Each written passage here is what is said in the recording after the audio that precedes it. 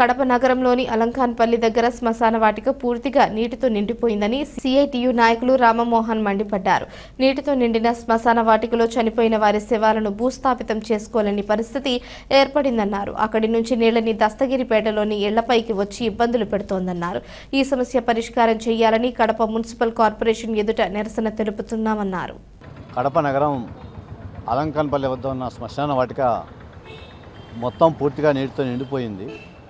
ఆ శ్మశాన వాటికలో శవాల్ని పూడ్చుకోవడానికి కూడా అవకాశం లేనంత ఇబ్బందికరమైన పరిస్థితి ఉంది. ఆ శ్మశాన వాటికలో నిండిపోయినటువంటి నీళ్ళన్నీ వర్షం ఎక్కువ వస్తే అవన్నీ దస్తగిరిపేటలో ఉన్నటువంటి ఇళ్లలోకి నీళ్లు వెళ్ళేటువంటి పరిస్థితి కనిపిస్తూ ఉంది.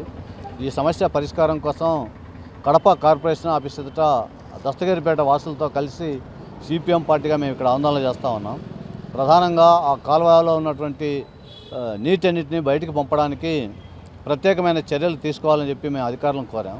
ఇవే కాకుండా ఆ కాలువలో వచ్చేటువంటి నీళ్లను, శ్మశానంలో ఉన్నటువంటి నీళ్లను శాశ్వత ప్రాతిపదికన బయటకు పంపించడానికి అవసరమైనటువంటి ప్రత్యేక చర్యలు ఏర్పాటు చేయాలని చెప్పి కమిషనర్ గారిని, మేయర్ గారిని ఇద్దరిని కలిసి విజ్ఞప్తి చేశాం. వాళ్ళు సానుకూలంగా స్పందించారు. ఈ గారిని పిలిచి ఈ సమస్య పరిష్కారానికి ఏమేమి చేయాలో అవన్నీ సూచించారు. ప్రధానంగా దాదాపు 1,80,00,000 రూపాయల బడ్జెట్ అవసరమవుతుందని చెప్పారు. ఆ బడ్జెట్ని కేటాయించే ప్రయత్నం మేము చేస్తామని చెప్పారు. దీంతోపాటు ఆ శాశ్వత పరిష్కారం దిశగా అవసరమైనటువంటి చర్యల కోసం త్వరలోనే టెండర్లను పిలిచి ఆ టెండర్ల ద్వారా కాంట్రాక్టర్కి అప్పగించి కాంట్రాక్టర్ ద్వారా పనులు పూర్తి చేయడానికి 15 రోజులు గడువు అడిగారు. మేము అంగీకరించాం. 15 రోజుల తర్వాత సమస్య పరిష్కారానికి పనులు ప్రారంభిస్తామని చెప్పారు.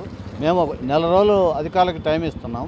వచ్చే నెల 13వ తేదీలోపు ఆ ప్రాంతంలో ఉన్నటువంటి దస్తగిరిపేట కాలనీ శ్మశాన వాటిక డ్రైనేజ్ సమస్యని పరిష్కారం చేయకపోతే రానున్న కాలంలో మళ్ళీ అన్ని రాజకీయ పార్టీలని, ప్రజా సంఘాలని కలుపుకొని ఓ పెద్ద ప్రజా ఉద్యమం నిర్మిస్తాం. కాబట్టి అలాంటి పోరాటానికి మేయర్ గారు, కార్పొరేషన్ కమిషనర్ గారు అవకాశం ఇవ్వకుండా ఈ సమస్యని తక్షణమే పరిష్కరించి అక్కడ ఉన్నటువంటి ప్రజలని ఇబ్బందుల నుంచి గట్టెక్కించాలని చెప్పి మేము కోరుతా ఉన్నాం.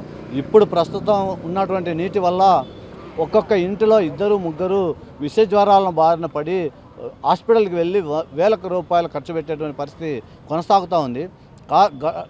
కార్పొరేషన్ పరిధిలో ఏ ప్రాంతంలో లేనటువంటి దుర్భర పరిస్థితి దస్తగిరిపేటలో ఉంది. కాబట్టి అధికార యంత్రాంగం ఈ విషయాన్ని సీరియస్గా తీసుకుని తక్షణమే సమస్య పరిష్కారానికి అవసరమైన నిధులు కేటాయించి పనులు ప్రారంభించాలని చెప్పి మేము కోరుతా ఉన్నాం.